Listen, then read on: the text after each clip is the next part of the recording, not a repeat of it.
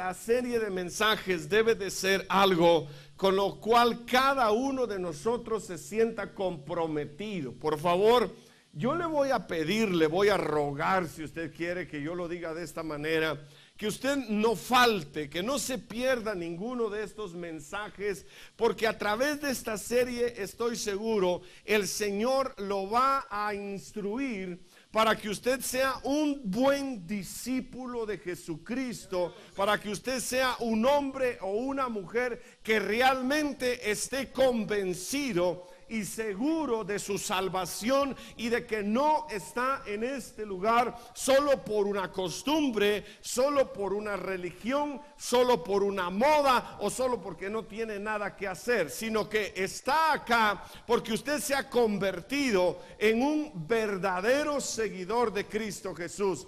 Esa es la esencia de esta serie de mensajes, y como yo anuncié desde el día lunes, algunos de ellos van a ser bastante confrontativos, pero igual, yo prefiero que ustedes se molesten conmigo aquí, ahora, en este tiempo, y no que vaya a correr el riesgo, que ninguno de nosotros corra el riesgo de perder algo tan precioso como lo es la salvación. Esta serie de mensajes tiene como enfoque central esto: que cada uno de nosotros se dé cuenta de que el cristianismo no es una tendencia religiosa, sino que el cristianismo es la renovación del ser humano según el propósito de Dios para alcanzar la salvación y la vida eterna. Mire, las religiones han hecho del hombre una circunstancia pero muy especial, muy peculiar. Han hecho al hombre estar acomodado a tendencias de costumbres, o sea, las religiones, sin entrar en detalle de una o de otra, las religiones han hecho al hombre entrar en un conformismo con el cual creen que Dios está agradado solo porque ellos son parte de algo.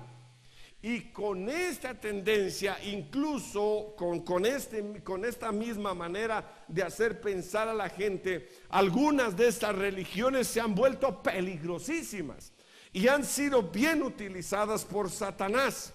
Por ejemplo, si hablamos de las tendencias musulmanas, algunos de ellos son instruidos para cometer homicidios. Ustedes saben, ustedes se han enterado a lo largo de todos los canales, redes sociales y todo lo demás, de las últimas matanzas y masacres que han habido, porque esa religión le ha llenado la cabeza a la gente de que su Dios se agrada si ellos obran de esa manera. Mire, con estos actos ellos creen estar quedando bien con Dios. El cristianismo no tiene nada que ver con ninguna de esas tendencias. El cristianismo es la obra regeneradora del interior del hombre a través de la palabra. Jesús dijo: conoceréis la verdad y la verdad os hará libres. El propósito del cristianismo es precisamente que conozcamos la verdad. Cuando le entregamos nuestra vida a Cristo, allí empezó nuestra carrera cristiana, pero no es el todo. No podemos decir que por una oración, aunque no resto la importancia de esta oración, pero no podemos solamente decir: yo hice mi oración de fe y por eso soy cristiano. Vamos a empezar esta noche donde nos quedamos el día lunes. Quiero que venga Santiago en el capítulo 2, que usted saque papel y lápiz, porque lo que quiero compartir con usted esta noche es bastante. Y algunos aspectos solo se los voy a decir para que usted los apunte. Si usted se queda por algún caso, le recomiendo que le pida a los hermanos de la multimedia que le vendan un disco con este mensaje y que lo escuche, o que usted traiga su memoria USB y que le vendan también el material para que usted escuche. Cuando digo vendan, no estoy diciendo que se comercializa la palabra. No, lo que le van a cobrar es el material, el costo del material, y si no lleva ningún costo, entonces no se preocupe, no le van a cobrar nada. Pero no se quede sin esto, por favor, porque es muy importante y es de parte del Señor para usted. Santiago 2:20 dice la palabra: mas ¿quieres saber, hombre vano, que la fe sin obras es muerta? El versículo siguiente todavía es más pesado. ¿No fue justificada por las obras Abraham, nuestro padre, cuando ofreció a su hijo Isaac en el altar? Recuerdan ustedes que la Biblia dice que creyó pues Abraham a Dios y su fe le fue contada por justicia. Pero no fue solo un hombre que dijo yo creo. El Señor le pidió a su hijo, le pidió que le sacrificara a su hijo, y él en obediencia, porque su fe era tan real, tan vivencial, que decidió entregar a su hijo. Ya Dios no permitió que esto se consumara, pero por esa fe acompañada de su obrar, y eso es lo que tenemos que ir aprendiendo, que no solo porque hice mi oración de fe ya soy un cristiano y ya voy derecho para el cielo. Escúchenme, cómo me gustaría decirles así es, pero la Biblia nos enseña que hay muchas cosas más que tenemos que hacer, como por ejemplo esta del verso 20: la fe sin obras es muerta. Abraham, su fe le fue contada por justicia, porque además de creer, obró. ¿Sí? ¿Están conmigo? ¿Me estoy dando a entender? Las religiones le hacen creer a la gente que creyendo ya la hicieron, y no importa después cómo vivan.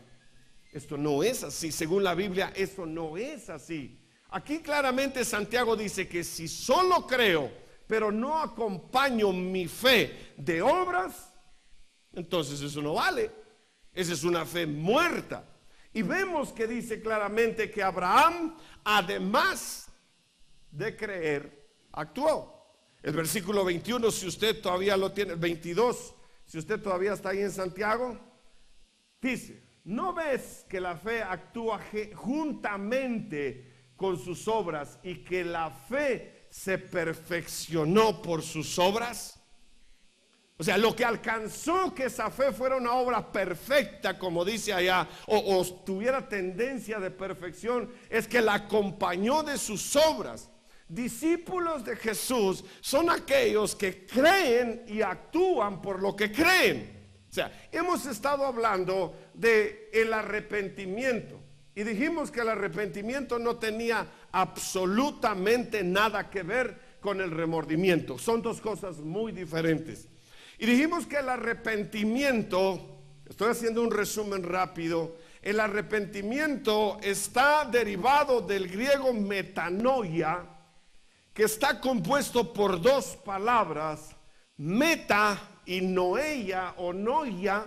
Es una palabra yuxtapuesta. Así que será eso. Bueno, así dicen, cuando dos términos unidos forman una palabra. Y esto significa, o se deriva del griego metanoia, meta, que es después de. Por eso dice cuando llega a la meta, cuando terminó. Meta, que significa después, y noeia o noia, que significa entender o entendimiento. O sea, después de que arrepentimiento, mire, después de que entendió, o después de que cambió su manera de pensar, después de que se transformó su pensamiento, entonces vive como Dios quiere que viva.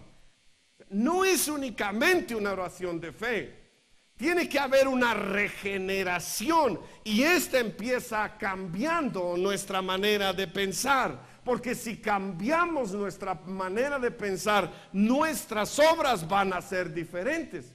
¿Verdad que está bastante sencillo de entender? ¿O los estoy chivoleando? No, ¿verdad? No, porque me están viendo así como que, pastor, ¿de qué está hablando? Le estoy hablando que arrepentimiento significa cambiar. Dice Pablo, y que por cierto parte de la vida de Pablo vamos a estudiar esta noche. Dice Pablo que el evangelio no son palabras, sino que es poder de Dios para la salvación. Fíjese bien, porque dice, bueno, el evangelio es como que mi religión. No, señores, no somos evangélicos por tendencia religiosa, Somos evangélicos porque decidimos recibir a Cristo y aceptar los cambios de Él para la regeneración de nuestra vida. Por eso somos evangélicos. Pero si solo tenemos fe y no tenemos obras, entonces esa fe es muerta. Y no se salva a nadie solo por su fe. Es necesario que la fe vaya acompañada de obras. ¿Qué quiero decir? Venga conmigo al libro de los Hechos y veamos el ejemplo de uno de esos hombres que sufrieron ese arrepentimiento y que por ende fueron llevados a una transformación en su interior. Capítulo 9. Y vamos a leer una buena parte del capítulo 9. Ustedes saben, solo cuando uno dice capítulo 9, ustedes ya tienen en su mente la conversión de Saulo, la confrontación de Saulo. Y dice acá la Biblia: Saulo, respirando aún amenazas y muerte contra los discípulos del Señor, vino al sumo sacerdote y le pidió cartas para las sinagogas de Damasco, a fin de que si hallase algunos hombres o mujeres de este camino, los trajese presos a Jerusalén. Solo me detengo para hacerle una observación si es que usted no la había visto. La palabra camino, aquí en este verso 2, aparece con C mayúscula. O sea, se está refiriendo precisamente a Cristo. Jesucristo dijo: yo soy el camino, la verdad y la vida. O sea, la persecución de Pablo no era hacia cualquier religioso, sino hacia los cristianos. Eso es lo que dicen estos dos versículos. Pero vamos más adelante, versículo 3. Mas yendo por el camino, aconteció que al llegar cerca de Damasco, repentinamente le rodeó un resplandor de luz del cielo. Y cayendo en tierra, oyó una gran voz que le decía: Saulo, Saulo, ¿por qué me persigues? Él dijo: ¿quién eres, Señor? Y le dijo: yo soy Jesús, a quien tú persigues. Dura cosa te es dar coces contra el aguijón. Él, temblando y temeroso, dijo: Señor, ¿qué quieres que yo haga? Y el Señor le dijo: levántate y entra en la ciudad, y se te dirá lo que debes de hacer. Y los hombres que iban con Saulo se pararon atónitos, oyendo a la verdad la voz, mas sin ver a nadie. Entonces Saulo se levantó de tierra y abriendo los ojos no veía a nadie, así que llevándole por la mano le metieron en Damasco, donde estuvo 3 días sin ver y no comió ni bebió.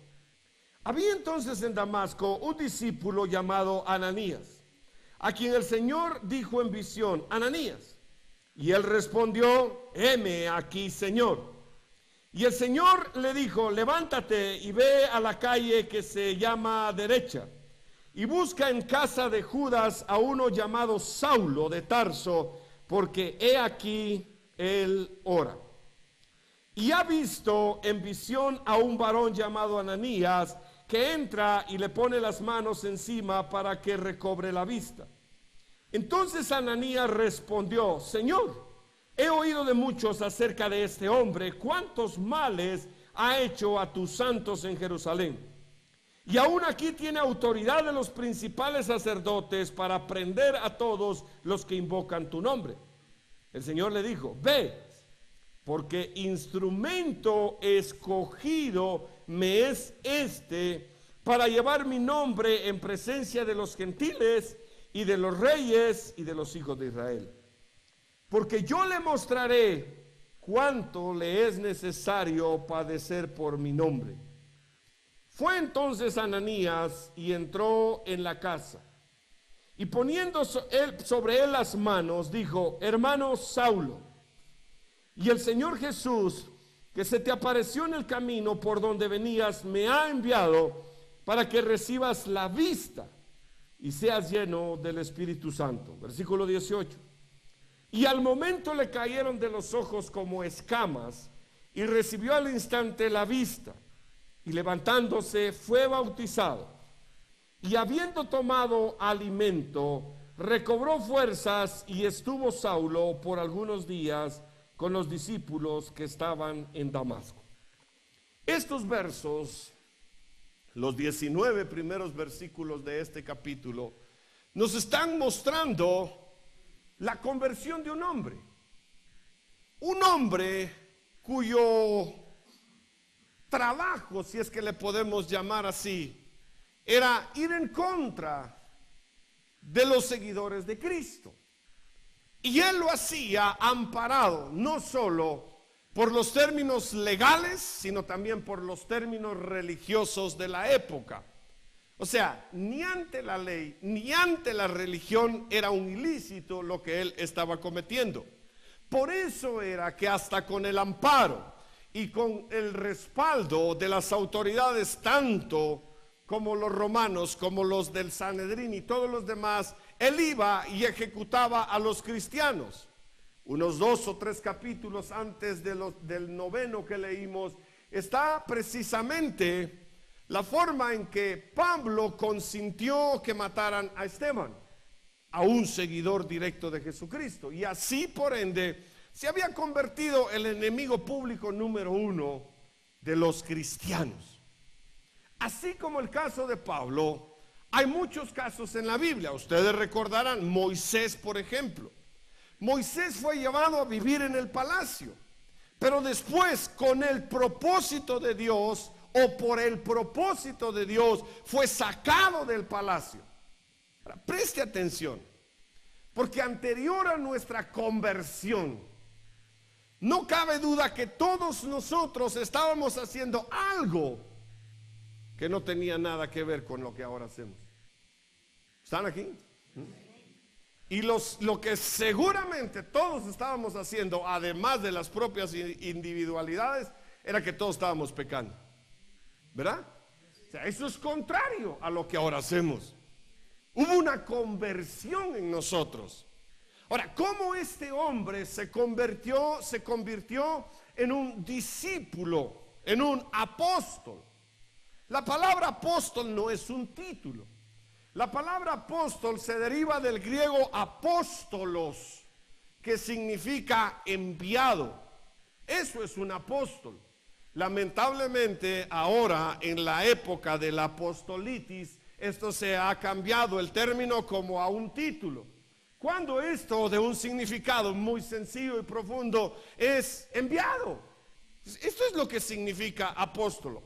Pablo es un enviado de Jesús, pero no fue hasta que se produjo en él una confrontación.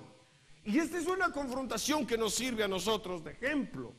Y lo vemos testificado, pues este hombre que acabamos de leer, que fue confrontado por Jesús, es el autor, es el escritor de 2/3 partes del Nuevo Testamento.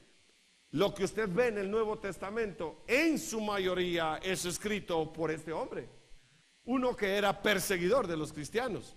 Ojalá que de cada uno de nosotros se pueda levantar un testimonio similar al de este varón. Que de cada uno de nosotros se pueda decir, ese era o esa era, pero ahora ya no es.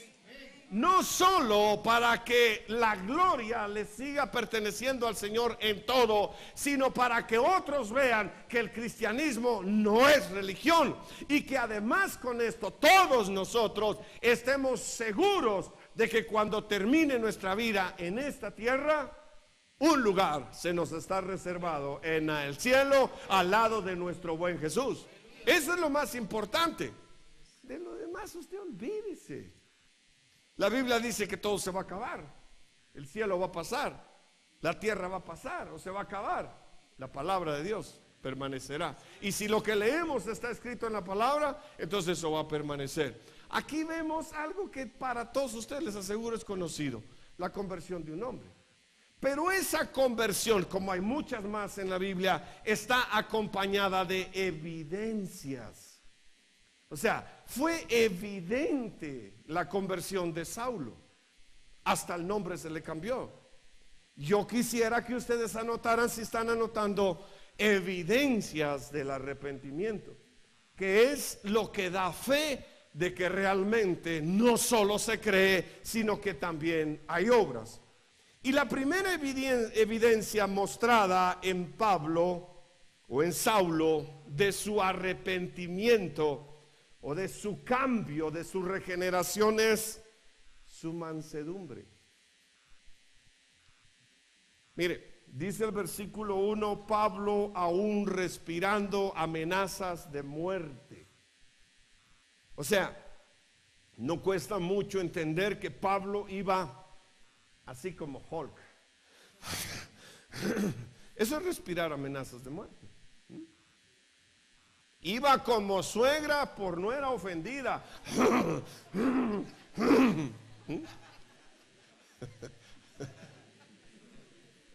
En contra de los cristianos. No era solamente que era un sicario a sueldo. Él tenía en su corazón un resentimiento en contra de los cristianos. Y dice acá en este verso 1 del capítulo 9 que Saulo, aún respirando amenazas de muerte en contra de los del camino, en contra de los cristianos, fue confrontado. Pero si nos trasladamos un poquito más adelante, después de que fue confrontado, en la primera carta que escribe a los Corintios, en el capítulo 1, versículo 10, mire cómo era y cómo es ahora este matador de cristianos. Capítulo 1, versículo 10 dice: os ruego pues, hermanos, os ruego pues, hermanos, por el nombre de nuestro Señor Jesucristo, que habléis todos una misma cosa, y que no haya entre vosotros divisiones, sino que estéis perfectamente unidos en una misma mente y en un mismo parecer. Un hombre violento, matador de cristianos, consentidor de lapidación de hombres, seguidores del camino. Ahora escribe en esta primera carta a los Corintios con unas palabras completamente diferentes a las que iba respirando por el camino de Damasco. Yo no sé cuál es su actitud, pero está aquí un buen parámetro para evaluar si realmente ha habido un arrepentimiento en usted, un cambio de mente, o si usted es de aquellos que todavía, aún con un amparo bíblico, dice: y agradezca que soy cristiano. Pablo no está escribiendo así a los corintios. Aún y cuando no pierde su calidad, aún y cuando no pierde categóricamente su autoridad de apóstol, utiliza palabras que brotan de su corazón y son palabras genuinas, no es un hipócrita. La prueba de que no era hipócrita es que las iglesias lo llegaron a amar tanto que incluso cuando él se iba de las iglesias se quedaban llorando. Vemos en algunas de las cartas que estaban tristes y compungidos, dice, porque les había anunciado que se iba y que de plano ya no lo iban a volver a ver. O sea, lo llegaron a amar porque su interior fue regenerado. De ser un matón de cristianos, pasó a ser un amador de los cristianos. Yo solo escogí un verso inicial y le aseguro que la mayoría de las cartas usted lo puede hacer. Se va a dedicar, su escrito lo va a dedicar con tanto amor a las iglesias que usted se va a quedar impactado y usted va a decir: yo creo que el pastor leyó Hechos 9 y esto es de un hombre completamente diferente al que está acá. Sí, pero dentro del mismo tacuchi, solo que regenerado por Cristo, un discípulo de Cristo cambiado por él. Mire, los discípulos de Jesús permiten la regeneración, nosotros no lo podemos hacer. La palabra de Dios sí lo puede hacer. El primer rasgo, la primera evidencia de un arrepentimiento es entonces el espíritu de mansedumbre. Hermano, ya déjese estar peleando con la gente, hombre. hermano, es que viera que, es que usted porque no sabe lo que me hicieron. Pues así será. Pero si usted ya es un hombre, una mujer nuevo, de evidencia de arrepentimiento, sea usted como Cristo, quien fue manso. Dice que estaba en contra del todo el gentío y él enmudeció. Si no tiene nada que decir, no diga nada, pues. No sea usted de los que después se arrepienten de lo que dijeron. Dice, ¿a qué hora llega el domingo para ir a reconciliarme? ¿Cuándo llega el domingo? Sino todo lo contrario. Cambie su manera de pensar. Si lo están ofendiendo, pues ni modo. Si están yendo en contra suya, están calumniándolo, yo no sé qué más le puedan estar haciendo. Tranquilo, hermano. Usted ahora es una nueva criatura. Usted ya no tiene nada que ver con ese brincón o con esa brincona que era antes. Cuesta. Yo sé que es difícil, pero esa es una de las evidencias de que realmente nos hemos arrepentido. A ver, me están viendo muy feo ustedes esta noche. Otra vez la misma. Ustedes me están viendo algo raro, peor todavía no. Mejor no, ustedes me están viendo mal, vaya.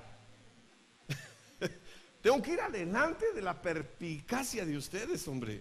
Entonces por eso precisamente me detengo en ocasiones. A ver, yo sé que no es fácil, sobre todo si uno es violento, dejar de serlo. Pero ¿en dónde radica la violencia? ¿No será que nos enseñaron que no nos dejáramos? Mijo, si te dan, da.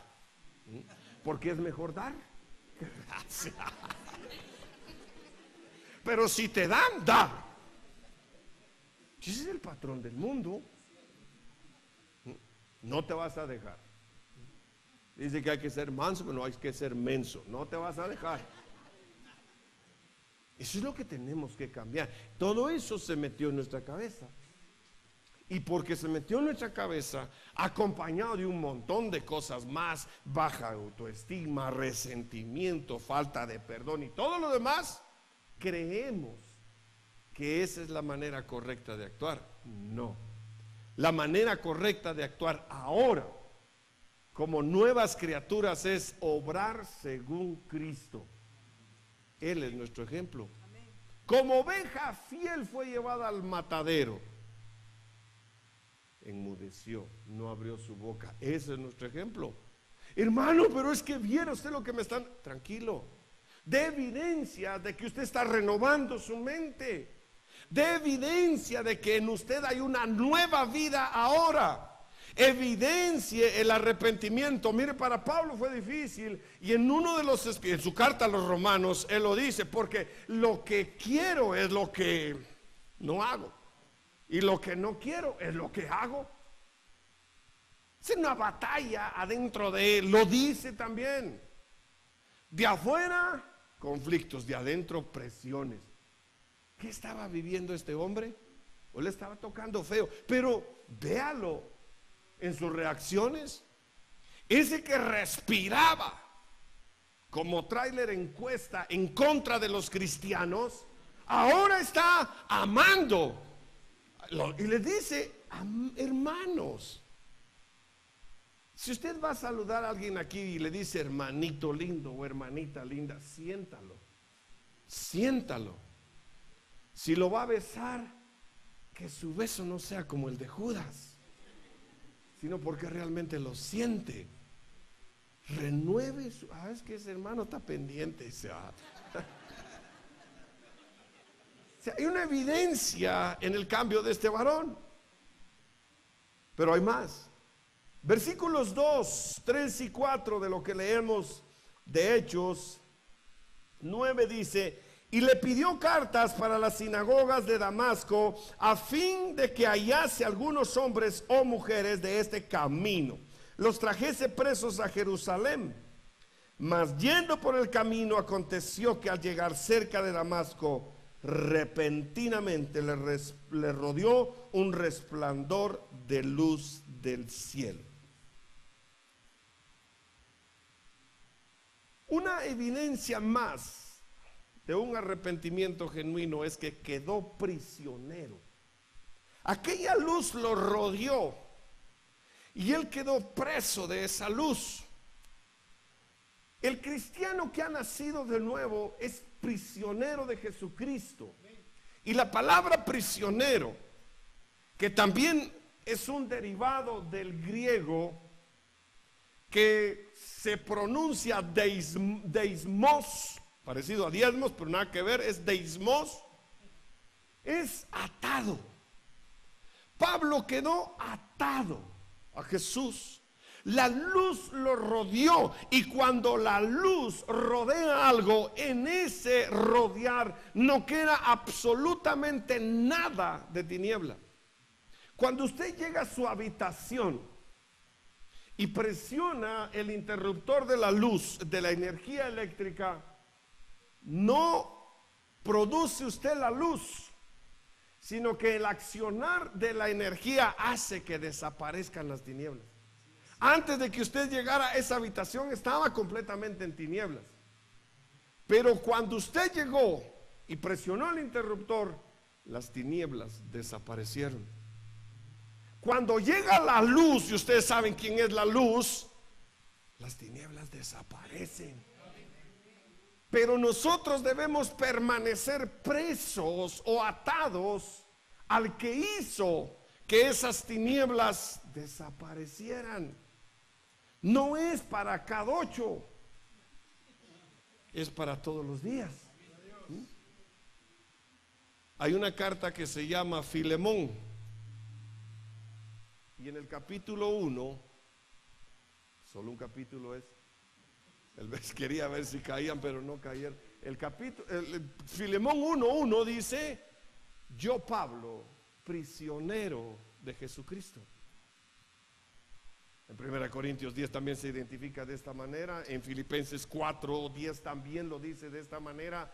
Él se convirtió, Pablo dice, prisionero de Jesucristo. Y el hermano Timoteo, al amado Filemón, colaborador nuestro, cuando dirigía sus cartas, en algunas de ellas se identificó: mi posición ahora es que soy prisionero de Jesús.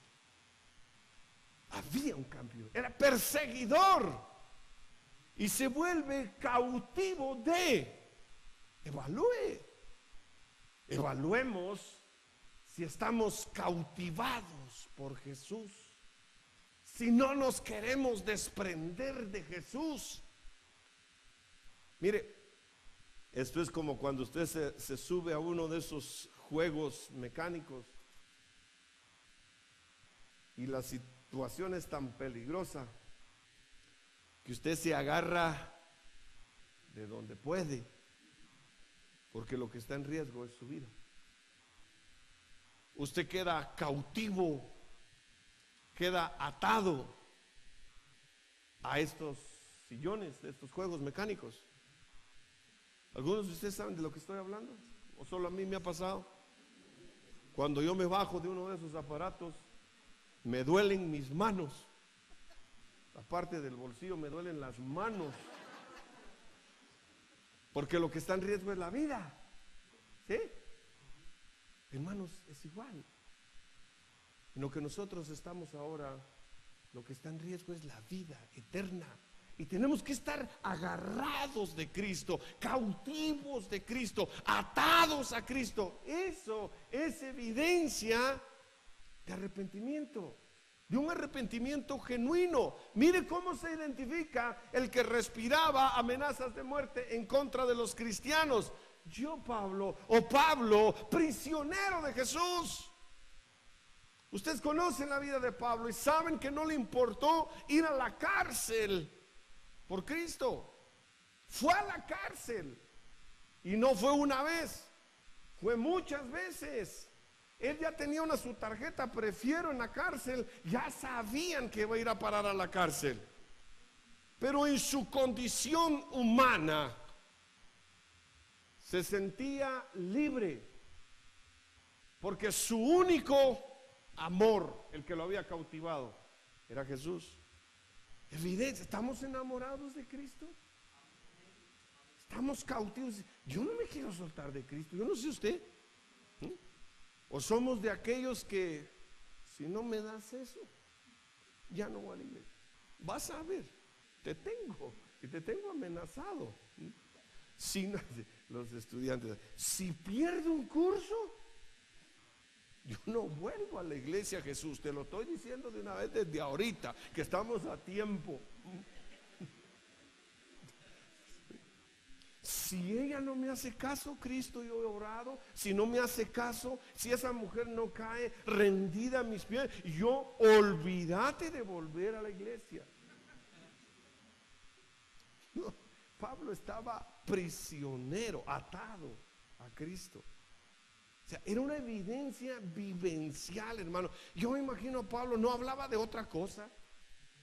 Estaba trabajando porque era un hombre trabajador, como todos ustedes.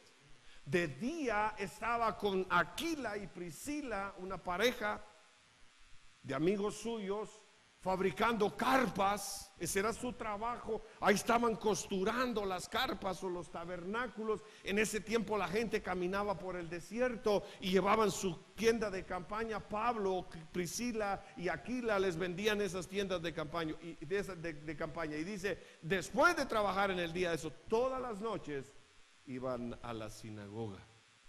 Todas las noches. Que no solo el miércoles y el domingo, o cuando caía Santa Cena de chiripazo entre semana. No, todos los días. Porque estaba prisionero de Jesús. O sea, era una evidencia. Voy a ir un poco más rápido, hermanos. Una evidencia más de estar en genuino arrepentimiento es en el versículo número 4, versículo número 4 de Hechos 9. Y cayendo en tierra, oyó una voz que decía: Saulo, Saulo, ¿por qué me persigues? Y el versículo 5 viene la respuesta de él. Él dijo: ¿quién eres, Señor? Y le dijo: yo soy Jesús a quien tú persigues. Dura cosa te es dar coces contra el aguijón. Pablo se volvió un buscador de Cristo. ¿Quién eres tú, Señor? ¿Quién eres tú, Señor? De allí en adelante, Pablo estuvo buscando. Y mire, cuando vemos quién era Pablo dentro de lo, ¿cómo se lo digo? Dentro de lo rutinario, dentro de lo profesional. ¿Quién era él? ¿De dónde venía? Él hace su presentación, mi amado hermano, se lo voy a leer. En una de sus cartas, él se presenta como lo que es.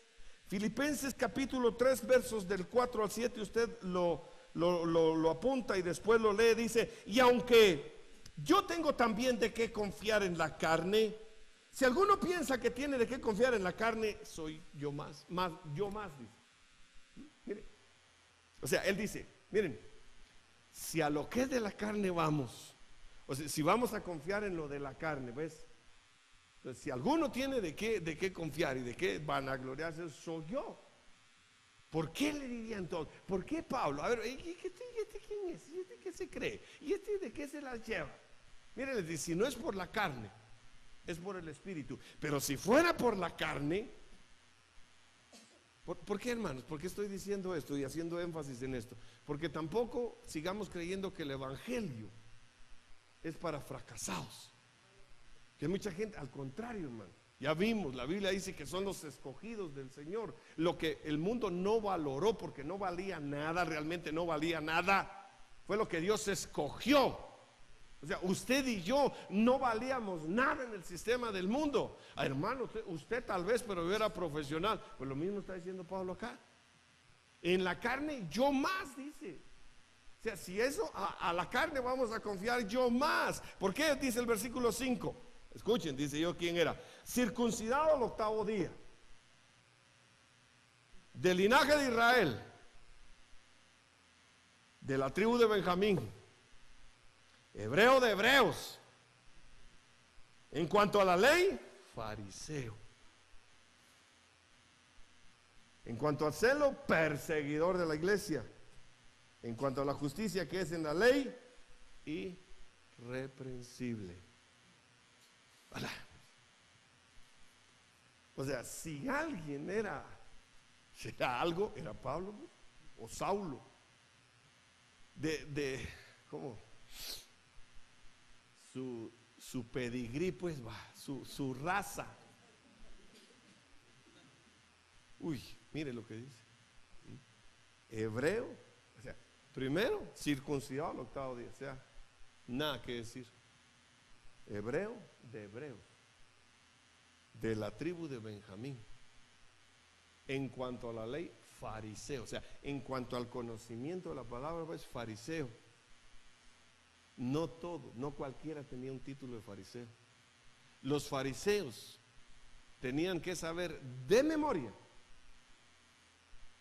los primeros 5 libros de la Biblia, de memoria. Nada que esperen, no, la Biblia dice, no, tal y tal cosa. Lo sabían. O sea, imagínense nada más con quién o de quién estamos hablando esta noche. Pero ¿qué dice el verso 7, hermanos? De esos pasajes que estamos leyendo. Antes de que entre el otro mensajazo, mire, dice ahí, versículo 7. Ya. El 7, por favor.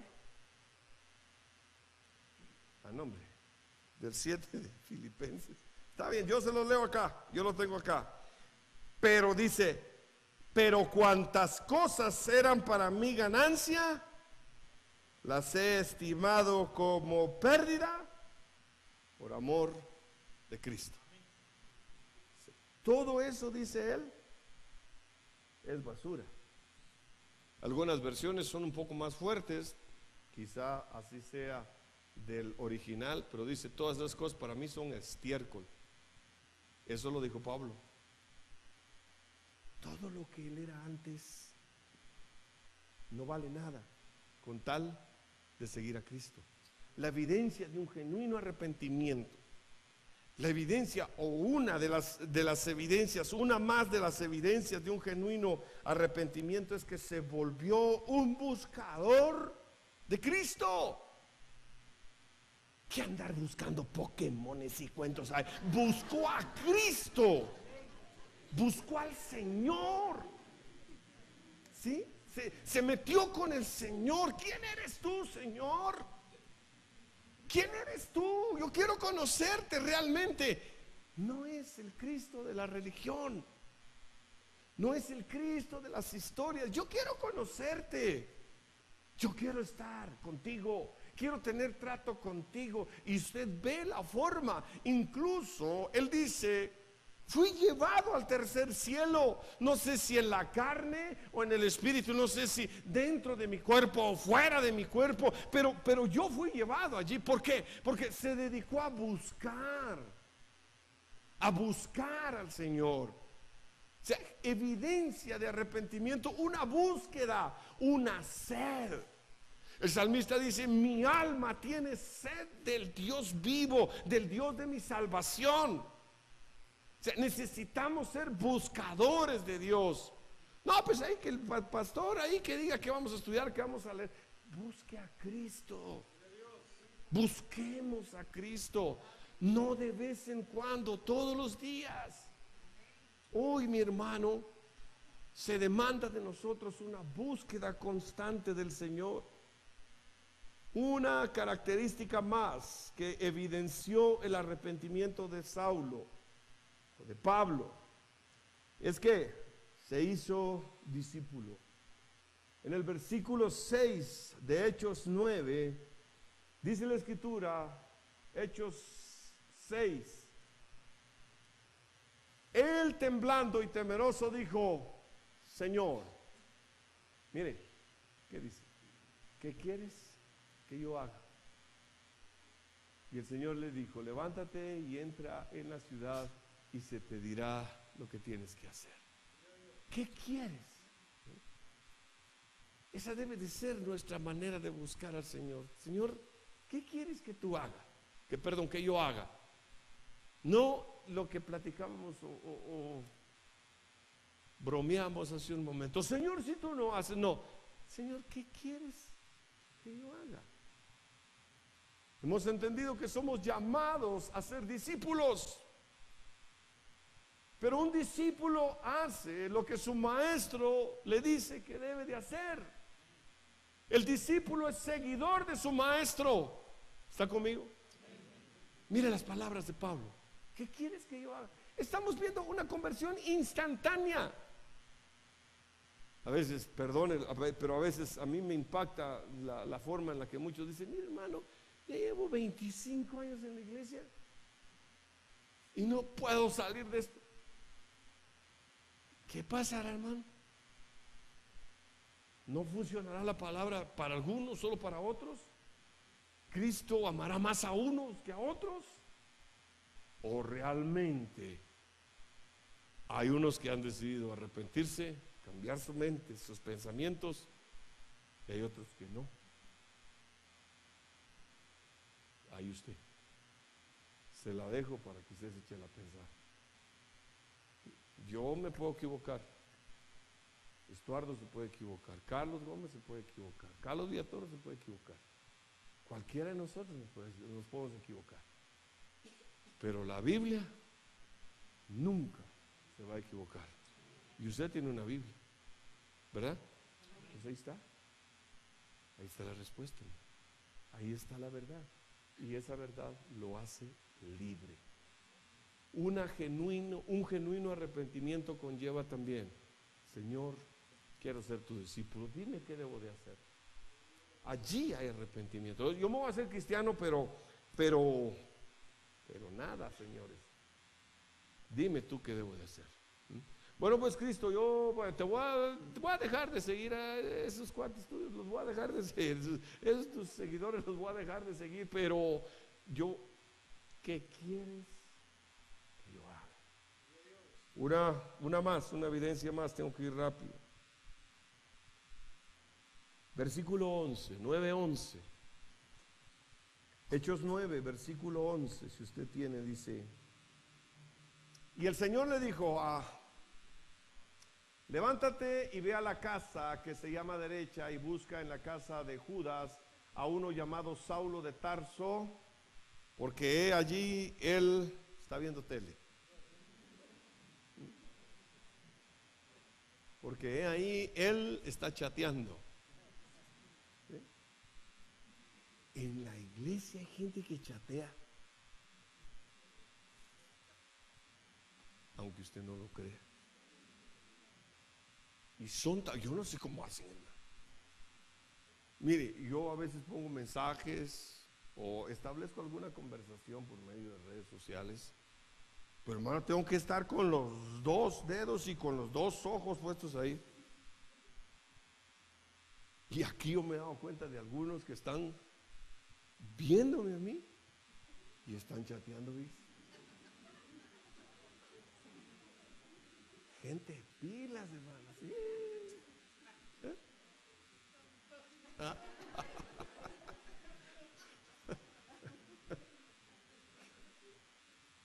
Eso sí, a Pablo dice, metido ahí en la casa de uno Judas, ahí en la calle que se llama La Hermosa, por ahí por Residenciales El Mosquito. Estaba orando. Un fariseo, hebreo de hebreos, educado a los pies de Gamaliel, circuncidado al 8º día, en cuanto a la ley irreprensible, rodeado por un resplandor de luz. ¿Qué se fue a hacer? Se fue a orar. Ya, hermanos, la oración, estaban los hermanos hace un momento con ese canto tan lindo. La oración es alimento. Cuando oramos nos estamos alimentando. Por eso es que muchos estamos todos debiluchos en nuestro interior, porque no oramos, no nos alimentamos. Vean la vida de Jesús, una vida de oración. No tomaba decisión. Jesús, el Hijo de Dios, no tomaba decisiones arbitrarias, pasaba en oración con el Padre noches enteras. Santo ángel de mi guarda, mi dulce compañía, no me desampares ni de noche ni de día. Amén.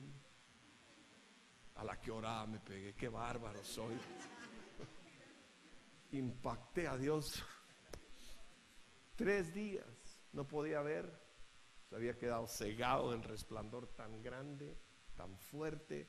3 días está ahí, pero no está lamentando su suerte, ni está ahí esperando a qué hora me van a juzgar, a qué hora me van a condenar, a qué hora me van a dictar auto de prisión, o tal vez me tiran una mi medida así de esas sustitutivas, o yo no sé qué va a hacer el honorable juzgador. Escúcheme, hermano, está orando. Sí, está. Ahora hay material suficiente en los medios de comunicación, hermanos.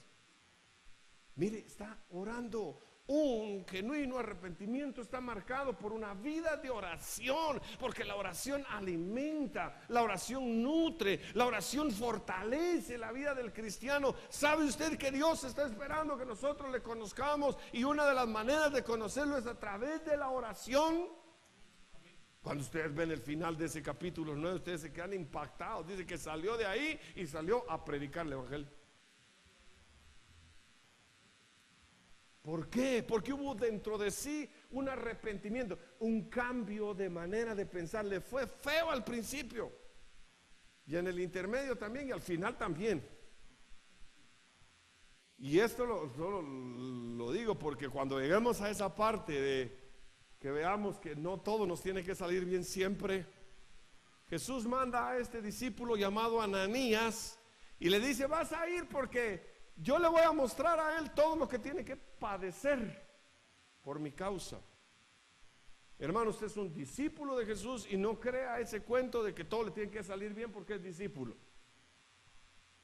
Tampoco se asuste, porque el Señor ha prometido estar con usted. ¿Sí? Y el reloj otra vez marcando las horas.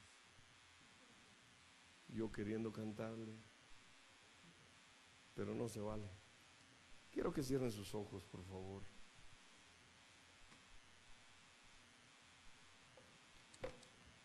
Lo que el Señor quiere que en nuestro corazón quede esta noche es que si creemos, si tenemos fe, esa fe debe de ir acompañada de obras. Obras que evidencien un genuino arrepentimiento en nuestro corazón.